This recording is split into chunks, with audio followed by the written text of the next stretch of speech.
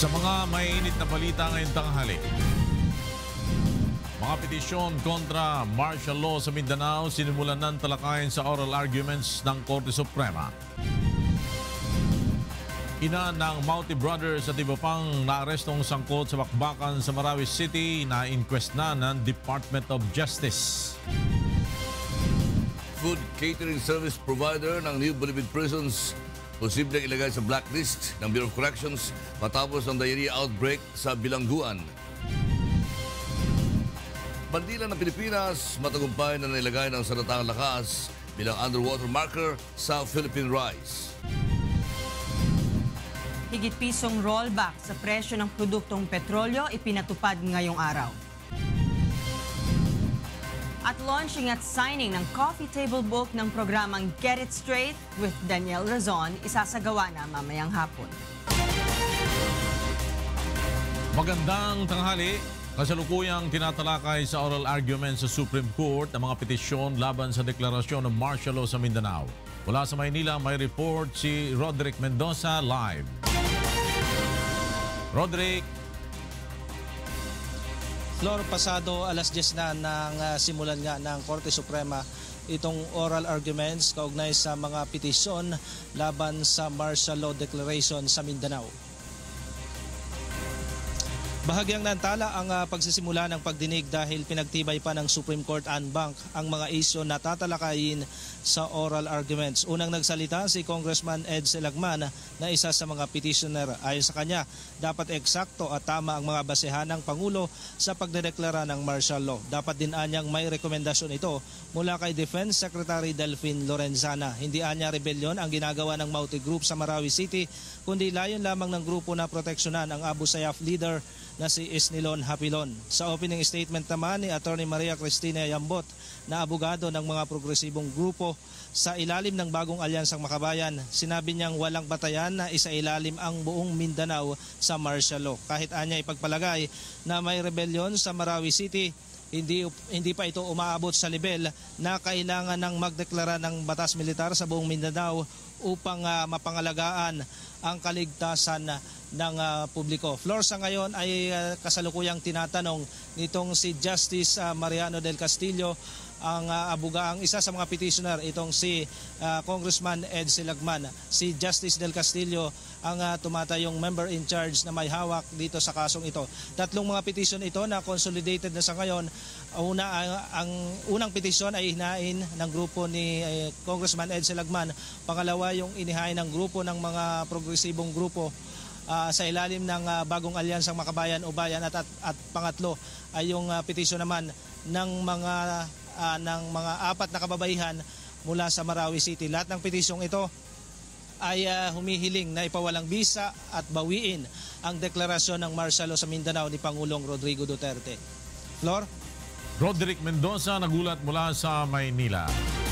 Na-inquest na ng Department of Justice ang ina ng Mauti Brothers at iba pang naaresto na may kinalaman sa Marawi City siege.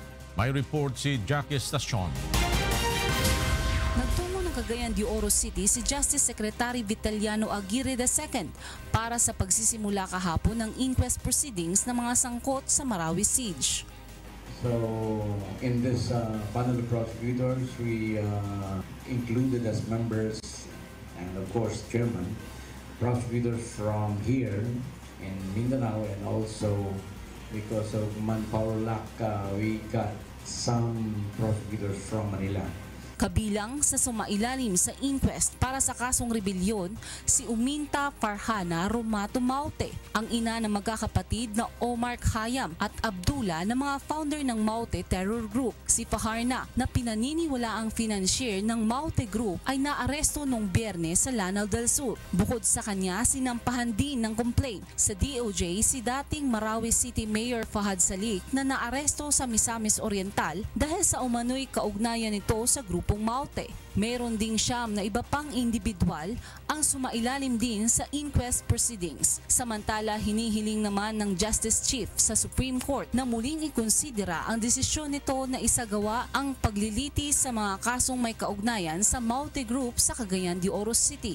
My initial directive that we might file a motion for reconsideration of the Supreme Court's resolution on my letter asking that the inquest, detention and trial for the Supreme Court to create special courts in the Visayas or in Metro Manila. So we are also here to request those detained that be transferred immediately to Manila, especially the mother of the Mauti brothers, because of, in order to avoid any danger that of rescue from the rebels. Jackie Estacion, UNTV News and Rescue, Iligan City. Ginawaran kahapon ng Military Merit Medal ang 8 sundalo ng Philippine Marines na napatay noong Biyernes sa pagipagbakbakan sa Maute Group sa Marawi City. May report si Leslie Longbowen. Ginawaran ng Military Merit Medal kahapon sa Marines Headquarters sa Taguig ang 8 sa 13 Marines na nasawi sa bakbakan sa Marawi City. Ang mga ito ay sina First Lieutenant John Frederick Sabellano, First Lieutenant Raymond Abad, Staff Sergeant Joven Triston, Sergeant Simeon Plares, Corporal Roland Sumagpang, Private First Class Marvin Russell Gomez, Private Bernie John Lunas, and Private First Class Hener Tinangag. Si First Lieutenant Sabellano na isa sa mga awardee ay ang platoon commander ng grupo na nakarecover ng 52 milyong pisong cash at 27 milyong pisong halaga ng tseke sa isang hideout ng Maute noong isang linggo. This is something na gusto talaga ni Kuya, to give the glory sa Marines. He wants to be in the army, he wants to serve the country. Yun yung pinakagusto niyang gawin. And we gave him that wish. Gave him that. Although, alam na namin, pwedeng mangyari to, in the end, we have to, well, kailangan namin matanggap. And we supported him up to the very end. Nauna nang ginawaran ng medalya sina Private First Class Eddie Cardona Jr. at Corporal Romulo Garcia noong linggo. Ayon kay Philippine Marine Commandant Major General Emmanuel Salamat, ang pagbubuwis ng buhay ng mga sundalong ito ay nagsisilbing inspirasyon sa kanila na ipagpatuloy ang laban. Of course, we mourn for our loss. Does not prevent us from accomplishing our mission. And all the more, katulad ng sinabi ko, we draw our inspiration and courage from the bravery of our fallen soldiers. Ang pamilya ng mga nasawing sundalo ay tatanggap ng pinansyal na tulong mula sa pamahalaan at scholarship grant para sa kanilang mga anak. Leslie Longbowen, UNTV News and Rescue, Taguig City. Madamdaming ginilita ng mga empleyado ng Marawi City Government ang Independence Day kahapon sa gitna ng putukan at pabobomba ng government forces sa lugar na pinagtataguan ng Maute Group. May report si Victor Cosare. Kasabay ng pagtataas ng bandera ng Pilipinas sa iba't ibang panig ng bansa bilang paggunita sa ika-119 na araw ng kasarinlan ng bansa, itinaas din ang bandera ng Pilipinas sa Marawi City. Bagamat hindi patuluyang nababawi ng tropa ng pamahalaan ang lungsod mula sa Maute Terrorist Group, nagtipon-tipon ang mga empleyado ng Lanao del Sur at kawani ng security forces para sa flag raising ceremony. Tulad din dito sa Marawi City na gustong pilit na kinukuha ng mga kapatid din natin Maranao na nakisalo rin. Salo ang mga kapatid natin Maguindanao, Tausug, Yakan, ang mga Muslim din. Kaya ganon ka kalayan na gusto nating makamtan sa lalong panahon. Sa gitna ng seremonya, tuloy pa rin ang pagpapakawala ng bomba ng militar sa ilang bahagi ng syudad kung saan pinaniniwalaang nagtatago ang mga terorista. Samantala, nananatili sa mga evacuation centers sa Iligan City ang ilan sa mga residenteng lumikas sa Marawi City. Ilan sa kanila ang nagkakasakit na, lalo ang mga bata, makalipas ang halos 3 linggong pananatili sa lugar. 4 days na nilalagnat, inuubo, sipon, dahil sa init doon sa loob, sobrang init. Tapos yung mga aso sa sigarilyo. Taas ang init dito at saka electric fan. Kasagaran is may sipon, may lagnat, yung may ubo, and sometimes mayroong mga scabies. Tiniyak naman ng Department of Health na sapat ang mga gamot at may mga doktor na titingin sa kalagayan ng mga evacuee. Victor Cosare, UNTV News and Rescue, Philippines. Sa mga nagtatanong kung nasaan ngayon ang bandila na iwinagayway ni Emilio Aguinaldo sa Kawit, Cavite, ito ay nakalagak sa Aguinaldo Museum sa Baguio City. May report si Bradley Romosa. Kasalukuyang nasa pangangalaga ng Aguinaldo Museum sa Baguio City ang kauna-unahang bandila ng Pilipinas na iwinagayway ni dating Pangulong Emilio Aguinaldo sa Kawit, Cavite noong June 12, 1898. Ginagamitan ito ng makabagong teknolohiya upang ito ay mapanatili sa orihinal na itsura at hindi masira. Ang 119 na taong watawat ay nakalagay sa isang madilim na kwarto na kung saan ay kontrolado ang temperatura, liwanag at humidity. Ngunit ayon sa mga nangangalaga sa bandila, posibleng 50 taon na lamang ang itatagal nito bago tuluyang masira. Father Time will always win, di ba? But to make it live longer for maybe another 50 years, you have to really put it in a closed area, dark, wala masyado yung pawis natin, humidity, human interaction, wala yan. You cannot restore it, you can preserve it, but not for long. So they said, but you're lucky, you still have your first Philippine flag. We'll never know, maybe 50 years, but at the rate, of course, we have to show it. Maybe 30 years, 20, we won't know. Yeah. Ang unang watawat ng Pilipinas ay gawa sa silk at cotton at idinisenyo mismo ni Presidente Emilio Aguinaldo, ang unang Pangulo ng unang Republika ng Pilipinas. Ginawa ito noong May 1898 sa Hong Kong nila Marcela Agoncillo kasama ang kanyang anak na si Lorenzana at pamangkin ni Dr. Jose Rizal na si Delfin Herbosa. Ito ay may simbolo na araw na may mukha na ibig sabihin ay pagrespeto ng ating mga ninuno sa araw na siyang pinagmumulan ng kapangyarihan at proteksyon. Ang 8 sinag naman nito ay representasyon ng 8 probinsyang kabilang sa revolusyon laban sa Espanya. Naroon din ang 3 bituin na sumisimbolo sa Luzon, Visayas at Mindanao. Ang tatsulok na kulay puti naman ay sumisimbolo sa kalayaan. Ang kulay bughaw naman na parisukat ay karangalan. At ang pula ay katapangan at katatagan sa lahat ng pagsubok. Samantala ay pinakita naman sa publiko ang pinakamalapit na replika ng First Philippine Flag sa isang mall sa Baguio City bilang pakikiisa sa pagdiriwang ng 119th Independence Day. Bradley Robuza, UNTV News and Rescue, Baguio City.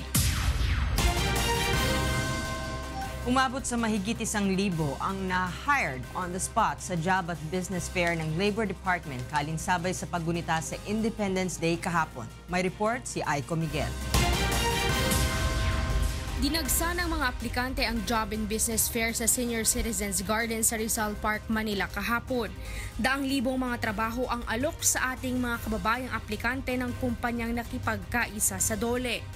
Sa ngayon, meron tayong available job vacancies na humigit kumulang nasa 123,000 at mga 680 yung participating employers natin. Kasama sa mga nagbukas ng booth ang Philippine Army na naghahanap ng mga bagong recruit. Alas 9 pa lang ng umaga, umabot na sa 100 ang nagparehistro at interesadong pumasok sa Army. Mas marami, lalong-lalo na yung ating recruitment system is mas pina-improve natin, no, na napopromote ng maayos sa mga fields, pati na rin sa ibang branch of service ng Armed Forces of the Philippines. Ilan naman sa mga aplikante ay si Mang Edilberto na taon-taong sinusubukan na mag-apply sa trabaho. At matapos makapag-aral ng automotive course sa TESDA, umaasang matatanggap lalo na't ipinatupad na ang anti-age discrimination law. Okay naman po ngayon kasi sa nakaraan, pinipili ang edad nung nakaraan, ngayon wala na, hindi na, tuloy-tuloy.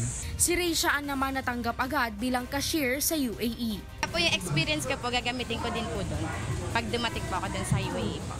Samantala mula alas 8 ng umaga hanggang alas 3 ng hapon kahapon, mahigit 9,000 ang naitalang qualified at 1,158 ang hired on the spot. Sinasamantala ng Labor Department ang mga holiday upang mabigyan ng trabaho ang mga unemployed Filipinos. Pagkakataon nila ito upang bigyan ng oportunidad hindi lamang ang mga newly graduates, kundi ang mga contractual employees na makahanap ng maayos na kabuhayan. Aiko Miguel, UNTV News and Rescue, Manila. May kanya-kanya ring paraan ng mga taga-probinsya sa paggunita sa Araw ng Kalayaan ng Pilipinas kahapon. May report si Sherwin Kulubong. Sa Cavite. Dinagsa ng mga Caviteño ang pagdiriwang ng ika-119 na anibersaryo ng Araw ng Kasarinlan sa Aguinaldo Shrine, Kawit, Cavite. Pinangunahan ni Senator Panfilo Lacson at Tourism Secretary Wanda Teo ang makasaysayang flag raising ceremony sa balcony ng bahay ni General Emilio Aguinaldo.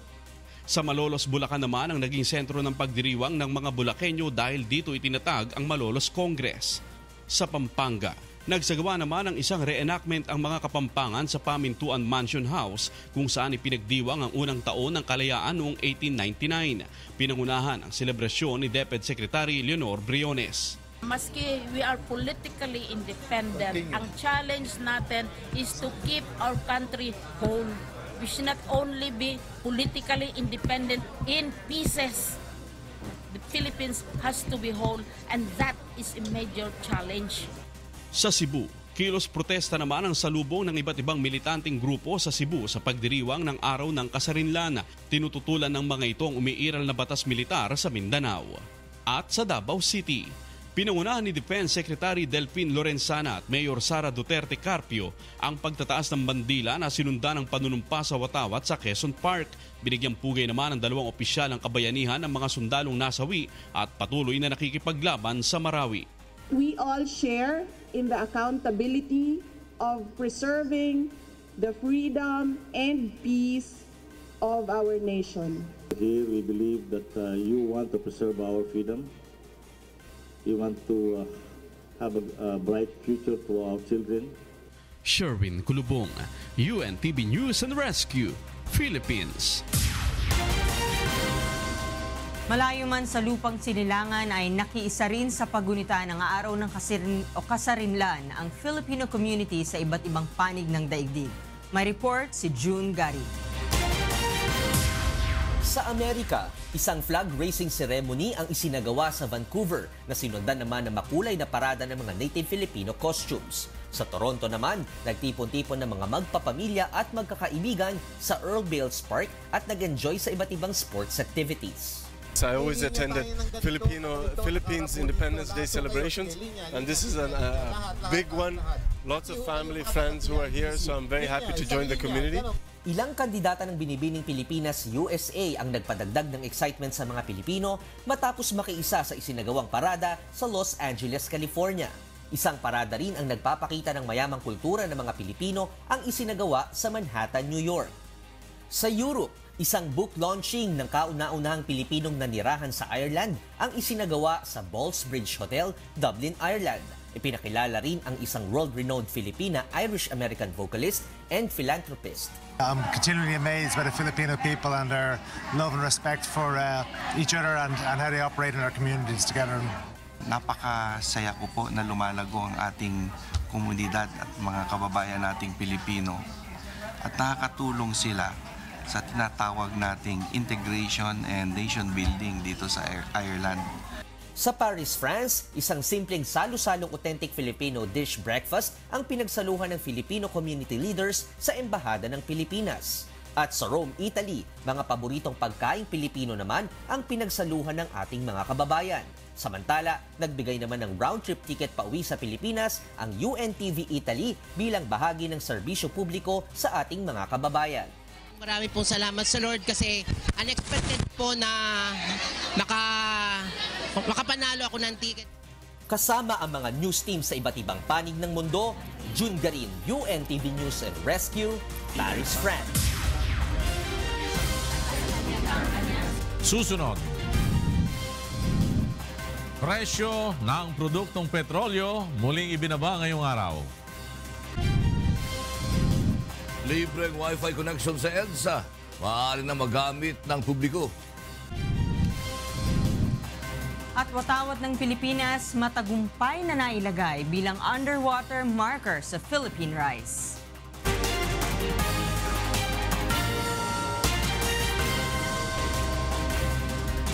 Matagumpay na nailagay kahapon ng Armed Forces of the Philippines o AFP ang watawat ng Pilipinas sa pusod ng dagat ng Philippine rice kasabay ng pagdiriwang ng Araw ng Kasarinlan. May report si Brian De Evangelista.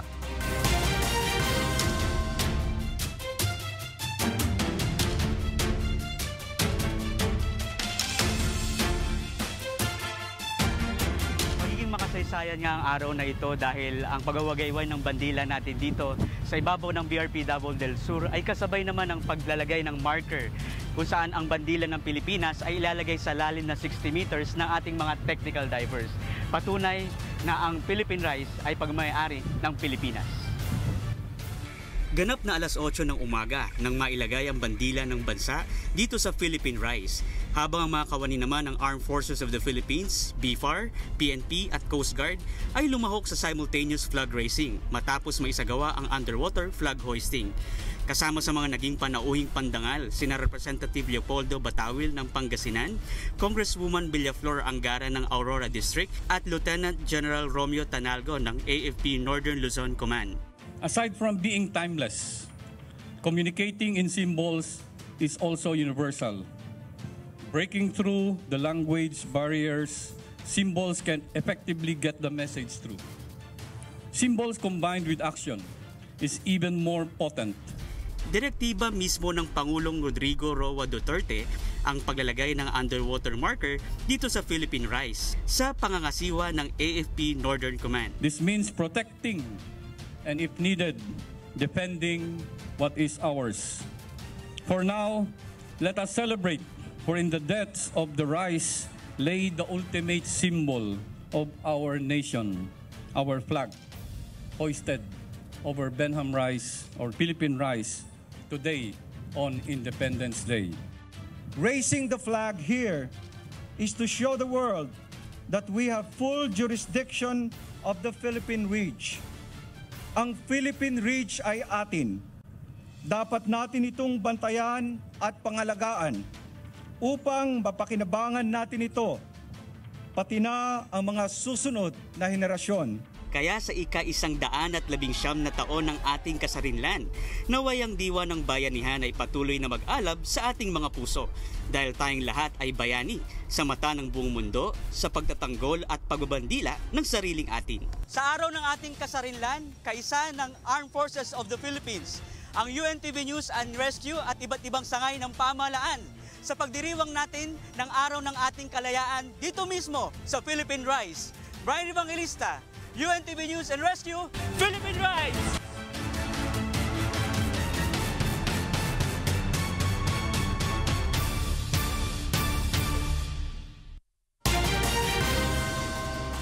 Samantala, minomonitor pa rin ang kalagayan ng mga diver na sumisid sa ilalim ng 60 metro upang itayo ang bandila ng Pilipinas sa Philippine Rise. Narito ang report ni Benedict Galasan.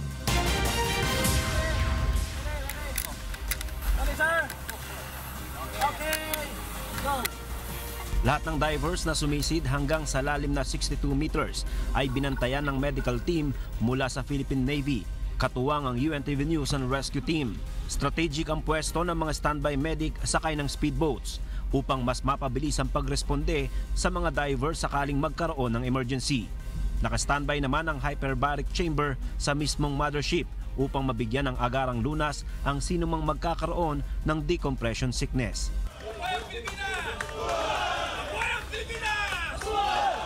Masaya ang medical team dahil naging matagumpay ang kabuuan ng underwater flag hoisting sapagkat ligtas ang lahat ng diver sa pagtatapos ng misyon. Thank you sa mga lahat ng mga medical team na nag-participate, sa inyo din, sa mga UNTV rescue team and civilians, other civilian doctors, kila Dr. Diabres. Naging mahirap ang naging pagsisid ng mga technical diver dahil malakas ang current sa ilalim ng Philippine Rise. Ganun pa man, pinilit nilang mailagay ang watawat sa loob ng maximum time na 20 minutes. Bagamat nasugatan ang isa sa mga diver na agad namang nilapatan ng first aid ng medical team. Ang pinaka-importante, lahat ng divers, lahat ng pumunta doon, safe and sound tayo lahat. Nagawa natin yung mission natin nang walang aksidente. Masaya naman ang isa sa mga nanguna sa misyon dahil successful at maganda ang naging resulta ng lahat ng ginawang paghahanda para sa makasaysayang flag hoisting. So we build up the team spirit for all the divers. So it started from Anilao, Batangas. We assigned them to a team wherein they will choose their OICs. So there will be an in charge in every team. So we were able to build up the team Philippine Rise. upang matiyak ang kalusugan ng lahat ng divers na binubuo ng Philippine Navy, Philippine Coast Guard, Philippine Air Force, Presidential Security Group at UNTV News and Rescue Dive Team. Lahat sila ay sasailalim sa medical monitoring sa loob ng 24 oras. We have to monitor them kung merong any signs and symptoms sila na mararamdaman. So, kailangan pa rin namin sila i-monitor after their dive. Lalo na yung mga nag-180 to 200 feet. Isang pagkakaibigan na rin ang nabuo sa lahat na nakasama sa misyon. Magkakaiba man ang grupong kinabibilangan, ngunit nagsama-sama sa iisang layunin na ipaalam sa mundo na ang Philippine Rise ay sakop ng ating teritoryo. Benedict Galasan, UNTV News and Rescue, Philippines. Ipinahayag ng isang social scientist na dapat na pag-aralang mabuti at ikonsulta sa iba't ibang sektor ng lipunan ang panukalang palitan ang pangalan ng Pilipinas. May report si Joyce Balancio. Hindi dapat madaliin ang proseso ng pagpapabago ng pangalan ng bansa at dapat maikonsulta muna ito sa mga mahahalagang sektor ng lipunan. Ito ang inihayag ng social scientist na si Professor Bernard Carganilla matapos maghain si Magdalo Party List Representative Gary Alejano ng panukalang batas para bumuo ang Kongreso ng Geographic Naming Commission na siya mag-aaral ng posibilidad na baguhin ang pangalan ng Pilipinas. Ayon kay Congressman Alejano, nais niyang ilayo ang pangalan ng bansa sa bakas ng kolonyalismo at para makapagtatag ng mas matibay na national identity. Tama naman itong panukalang batas ni Congressman Alejano. Maganda itong sitwasyon para pag-usapan ng buong sambayanan, lahat ng mga sektor, lalo na yung 12 basic sectors ng ating lipunan na pag-usapan ano ba talaga yung Pilipinas. Dahil Geographic Naming Commission ang nais na mambabatas, dapat anya makuhanan din ng panig ang geographers, cartographers, mga mananaliksik at iba pa. Aminado naman si Professor Carganilla na magiging mahaba pa ang debate dito dahil malaki ang pwedeng epekto nito sa national identity. Bagamat mahirap magpalit ng pangalan ng isang entity, ang isang lipunan ng isang tao dahil marami nang pumatay at nagpakamatay para sa pangalan Pilipinas. Siyempre may gastusin din doon. Mapapalitan lahat ng mga signs, diba, letterhead, para i-reflect yung pangalan natin. Ayon sa ating konstitusyon, bago tayo makapagpalit ng pangalan ng bansa, kailangan muna magpasa ng batas at magsagawa ng plebisito kung saan kukonsultahin pa ang publiko tungkol dito. Ano nga ba ang pulso ng ating mga kababayan pagdating sa usapin ng pagpapalit ng pangalan ng Pilipinas? Dapat manatiling Pilipinas pa rin. Ang dapat mabago kung sino yung namumuno at nakikinabang sa Pilipinas. Simulat sa pula yun, nakasanayan din tao kasi na tsaka importante kasi sa history yun pag pabago-bago, yung maapektuhan yung mga bagong henerasyon. Sa 10 na interview namin, iisa lang ang nagsabing bukas siya sa pagpapalit ng pangalan ng bansa. Pwede lang. Sa Pilipinas, pang iba-iba, kasi every ethnicity, parang ganun, parang hindi talaga na-identify as Pilipino. Maging sa social media, karamihan sa mga sumagot sa ating tanong ay hindi pabor dito. Pero may ilan din nagsabing dapat itong gawin para malayo na ang pangalan ng bansa sa mga sumakop nito noon. Ayon naman kay Professor Carganilla, kung sakali mang matuloy ang prosesong ito, ang mahalaga ay sasailalim ang ipapalit na pangalan sa isang mas matatag na national identity ng bansa. Joyce Balancio, UNTV News and Rescue, Quezon City. Ipinahayag ni Department of Budget and Management Secretary Benjamin Diokno na maglalaan ng mas malaking pondo para sa mga infra project ang pamahalaan sa proposed national budget sa 2018. Narito ang report ni Mirasol Abugadir. Aabot sa 3.8 trillion pesos ang proposed national budget ng bansa para sa taong 2018. Mas malaki ito kumpara sa naaprobahang budget ngayong taon na 3.4 trillion pesos. Ayon kay DBM Secretary Benjamin Diokno, layo nitong masiguro ang tuloy-tuloy na nararanasang pag-unlad ng bansa. The Philippines is one of the fastest growing country in the fastest growing region in the world. Ang Ang infrastructure project ang isa sa paglalaanan ng malaking pondo ng gobyerno na may budget na 1.1 trillion pesos. Mas malaki ito sa 847 billion pesos na nakalaan sa infrastructure project ngayong taon. Mataas ang pangarap ng ating gobyerno pagdating sa infrastruktura ng bansa. Kaya't habang papalapit ang taong 2022, mas lalong itataas natin ang budget para dito. Tinatayong aabot sa 1.8 trillion ang gagastusin ng pamahalaan para may tayo lahat na ipinangakong infrastruktura ng pamahalaan. Kabilang sa mga nakahandang proyekto ng gobyerno ang karagdagang LRT stations, magagandang paliparan at ang modernisasyon sa Philippine National Railway na magpapabilis umano sa transportasyon. Ang kalayaan ay may iba't ibang mukha. Kung noon ay ninais ng mga ninuno natin na makatamasa ng kalayaan mula sa mga dayuhang mananakop, ngayon, ang ating bansa ay nagnanais na makatamasa ng kalayaan mula sa kahirapan, kriminalidad, korupsyon at marami pang ibang mga pagsubok na dala ng nababagong panahon. Mirasol Abgadil, UNTV News and Rescue, Philippines. At narito naman sa magandang balita, nagpatupad ng mahigit pisong rollback sa presyo ng mga produktong petrolyo ang mga kumpanya ng langis ngayong araw. 80 sentimos ang ibinawas ng Shell, Petron, Sea Oil at Flying V sa kada litro ng gasolina.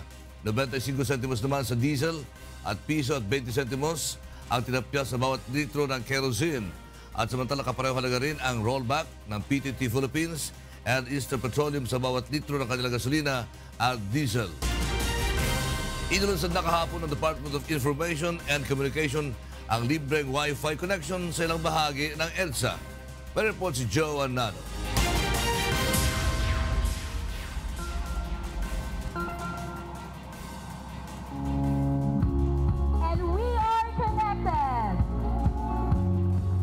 Inilunsad na kahapon ng DICT ang libreng Wi-Fi sa EDSA. Sa pamamagitan nito, maaari nang maka-access ang publiko sa libreng internet connection sa 13 MRT Line 3 stations mula North Avenue hanggang Taft Avenue.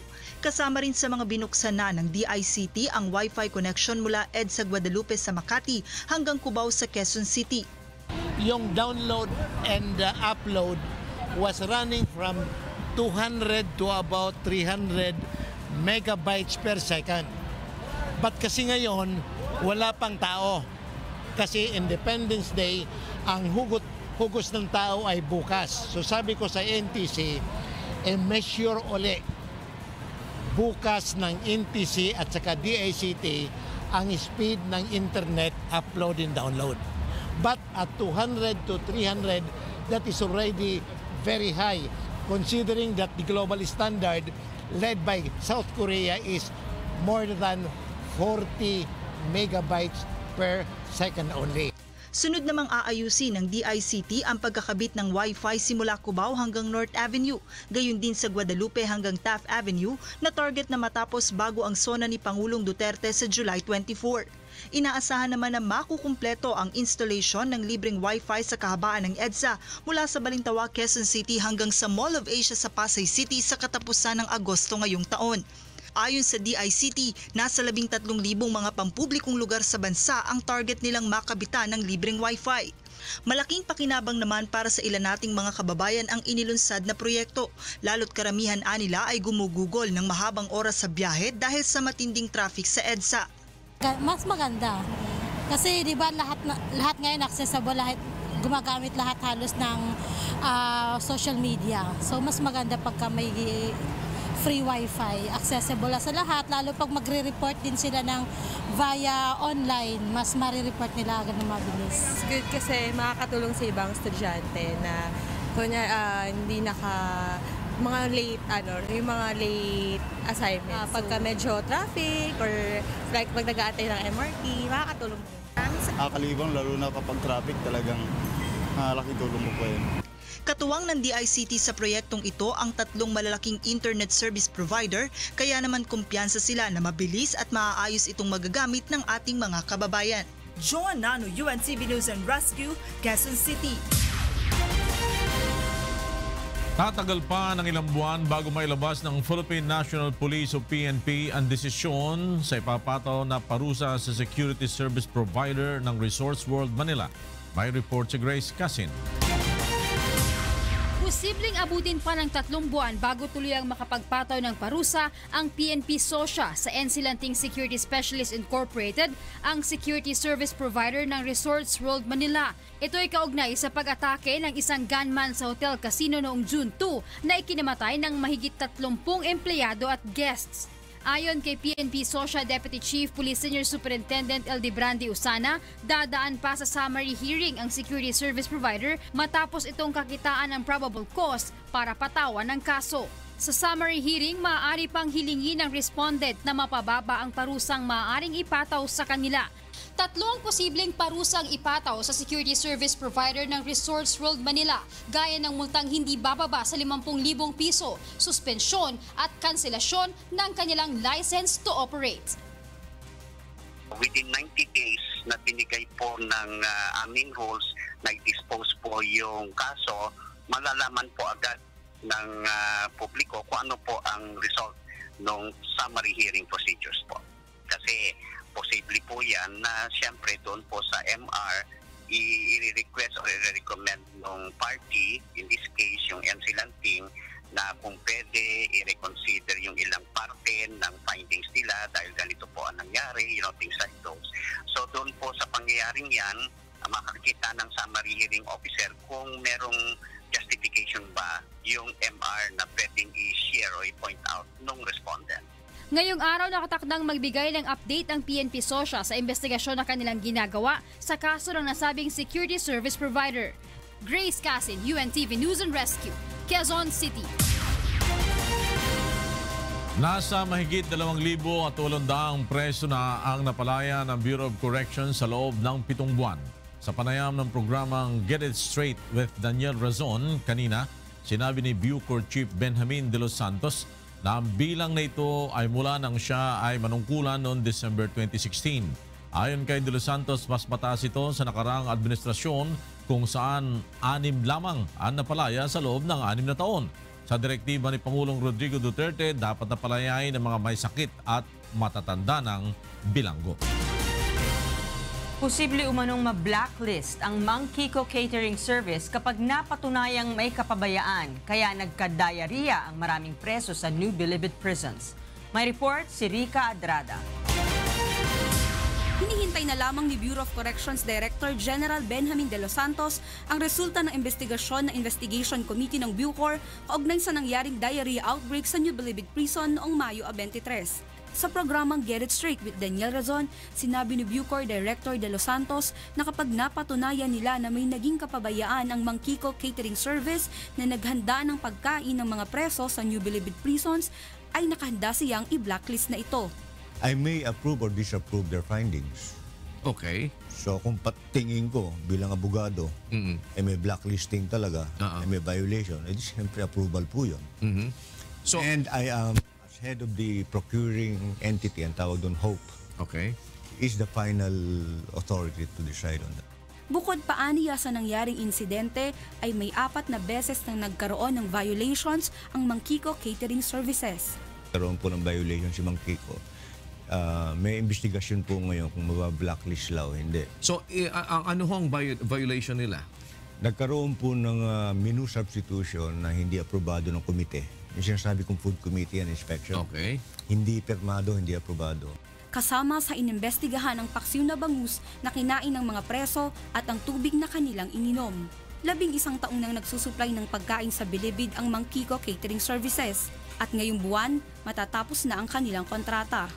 At kung walang magiging qualified, mapipilitan ng Bucor na magkaroon ng negotiated procurement o self-administer o sila na lamang ang maghahanda ng pagkain para sa mga preso. Para sa Get It Straight with Daniel Razon, Rica Adrada, UNTV News and Rescue, Quezon City.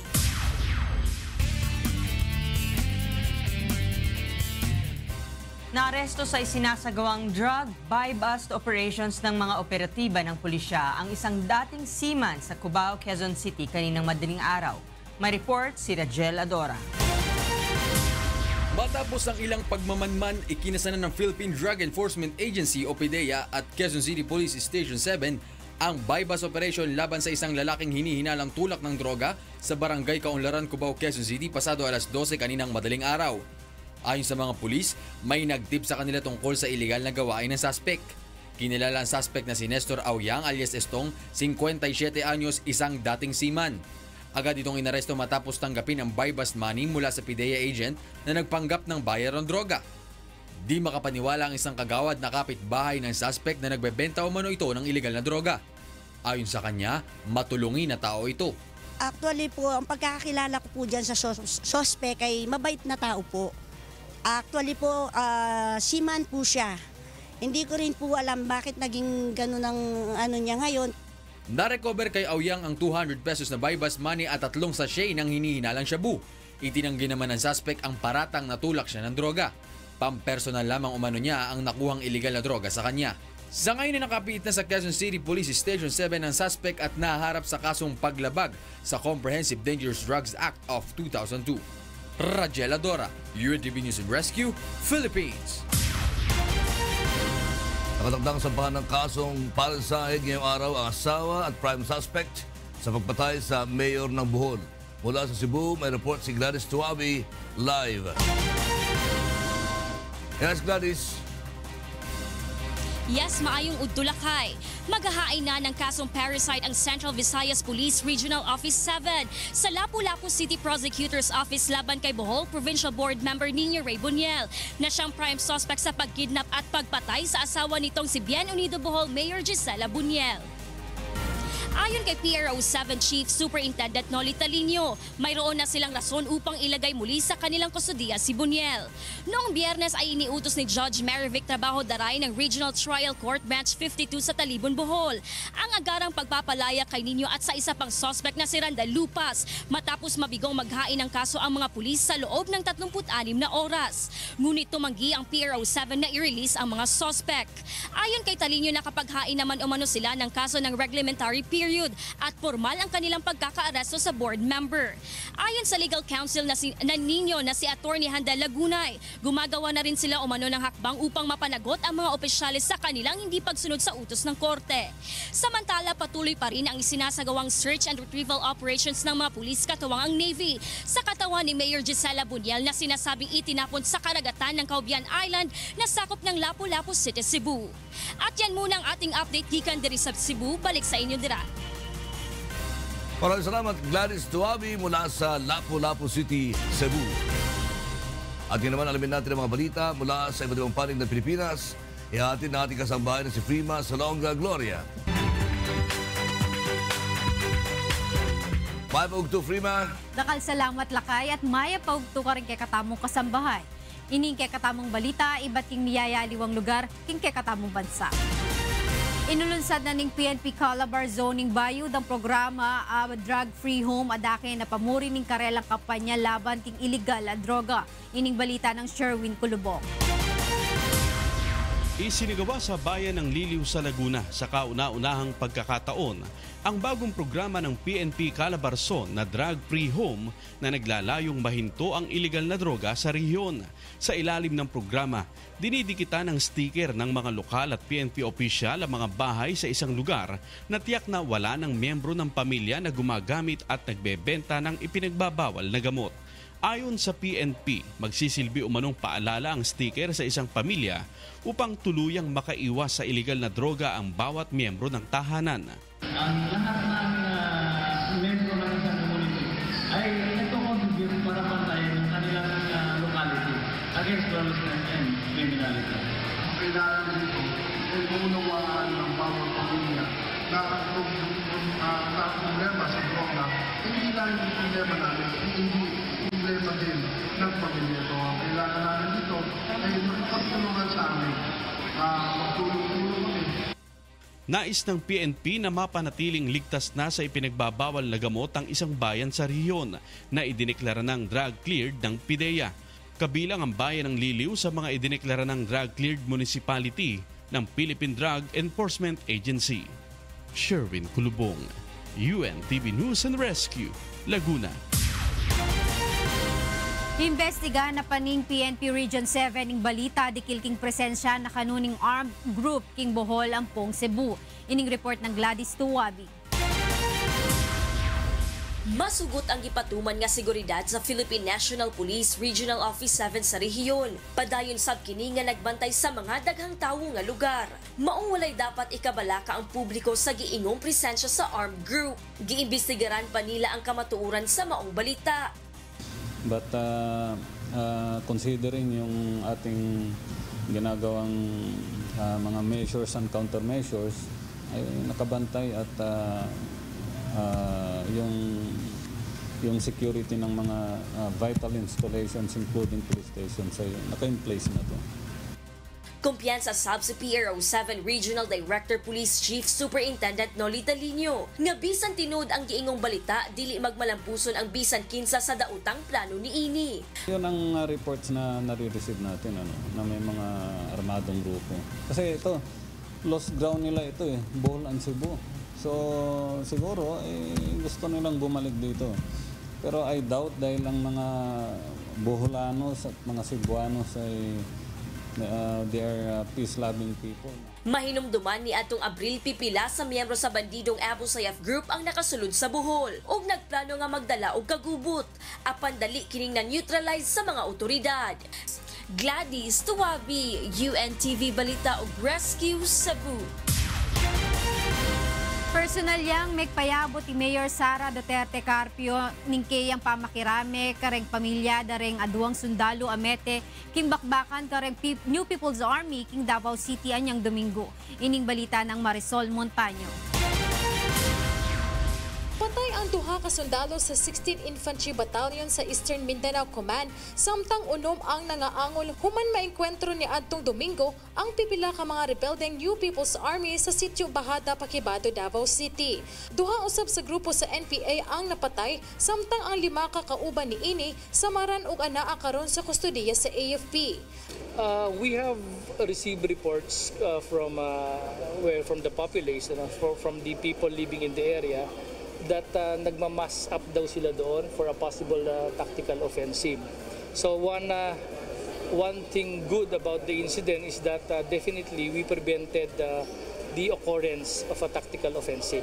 Kagahapon miduaw si Mayor Sara Duterte Carpio sa haya sa mga namatay nga sundalo og personal nga nakigduyog sa kasubo sa ilang nahibiling mga paryente. Naghatag usab ang lokal na paggamhanan og pinansyal nga hinabang sa pamilya sa mga namatay.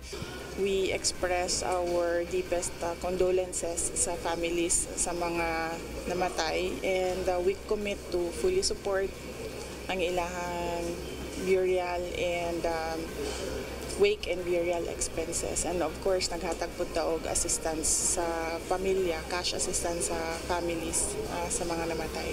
Marisol Montaño, UNTV News and Rescue, Davao City. At yan kay katamong balita, iba't king miyayaliwang lugar king kay katamong bansa. Mibalik kay Ken Lakay. Salamat, Freeman Salonga Gloria. Susunod, 1 patay at 10 ang sugatan sa magnitude 6.1 na rindol sa isang isla sa Greece. Coffee Table Book ng programang Get It Straight with Daniel Razon ilulunsad na mamayang hapon. At Members Church of God International muling ginawaran ng Gold Award dahil sa walang patid na suporta sa blood donation campaign ng Singapore Red Cross.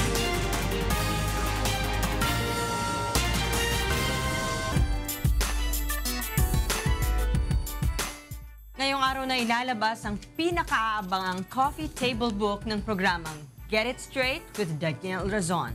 Tampok dito ang mga makabuluhang panayam ni Kuya Daniel sa mga piling personalidad ng lipunan tungkol sa mga kontrobersyal at may init na isyu sa bansa. Isasagawa ang book launching sa National Bookstore sa Glorieta 1 mamayang 2:00 ng hapon. May book signing din si Kuya Daniel sa mga bibili ng coffee table book sa Glorieta 1.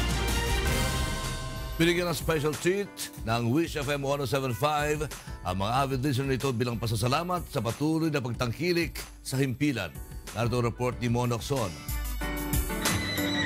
Muli din namang nakapagpasaya ang Wish 1075 sa mga masugid nitong tagapakinig. Ito ay sa pamamagitan ng Wish Dependence, isang special treat para sa mga avid listener na isinasagawa ng Wish FM taon-taon. Sa ikatlong taon nito, ginanap ang Wish Dependence sa Santa Rosa, Laguna, kasabay ng pagdiriwang ng Araw ng Kasarinlan. Ang Wish ay nakikisa sa pagdiriwang ng Araw ng Kalayaan. And this is how we celebrate this occasion kasama ang ating mga wishers at ang kanilang mga favorite exclusive artists. At ito rin ang pagkakataon na nakakasama nila ang kanilang mga paboritong artist na to share their musical experience with Wish 1075. Maraming mga activities at games ang nilahukan ng mga participants. Lahat sila ay mga wisher na sumali sa contest upang makakuha ng free invites para sa Wish Dependence. Hinati sa 10 grupo ang mga participants at binigyan ng mga task at mission. Lahat maano mo, nakakailo, lahat nararanasan mo, yung saya, tapos yun lang. Sobrang thank you kasi yung ibang rides doon, actually nasakyan ko na, pero thank you kasi yung experience, bagong friends, ganon. Ang saya, sobra. Thank you po. Yung space shuttle, grabe. Parang hinihila yung laman mo. So, pababa. Bali, extreme pero masaya. Enjoy. Matapos ang mga activities, isang free mini concert ang inihanda ng Wish FM para sa lahat.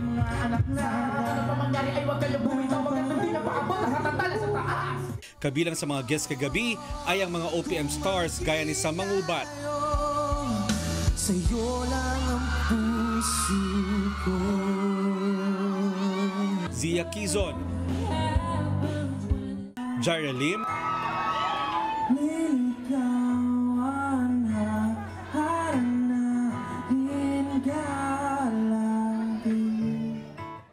Lea Patricio at Mela.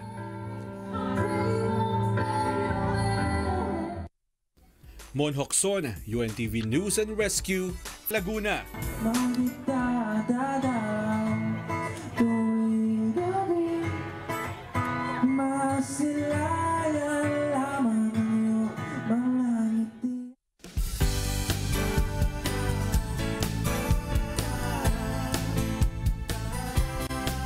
Tumanggap ng Gold Award sa ikalawang pagkakataon ng Members Church of God International o MCGI sa Singapore Red Cross bilang isa sa mga natatanging mobile blood organizers sa Singapore.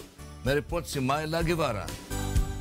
Target ng Singapore na makakolekta ng nasa 120,000 na blood units taon-taon. Noong isang taon sa pamamagitan ng Singapore Red Cross, nakakolekta ang pamahalaan ng 116,000 blood units. 32 organisasyon ang binigyang pagkilala ng Singapore Health Ministry sa taong ito. 11 sa kanila ay nakapagbigay ng mahigit 500 blood units bawat isa. Ang parangal ay kasabay ng pagdiriwang ng Singapore Red Cross ng 14th World Blood Donors Day noong Sabado. I would also like to commend the good work of the community blood mobile organizers, and I thank them for working tirelessly behind the scenes to support the National Blood Program. Not only have you helped to ensure a sustainable supply of blood for patients in Singapore, you have also played a vital role in strengthening community bonding and provided important alternative avenues for many others to donate blood. Ang Members Church of God International bilang isa sa mga mobile blood drive organizers ay nakapag-donate ng 512 na blood units noong isang taon. Kaya nakatanggap ito ngayon ng ikalawang Gold Award. In behalf of the Members Church of God International, Brother Eli and Kuya Daniel, we are grateful to God. We give praises to God for making us a small instrument to save lives. Thank you for Singapore Red Cross for this recognition. And we will continue doing good works in partnership with Singapore Red Cross. Thank you.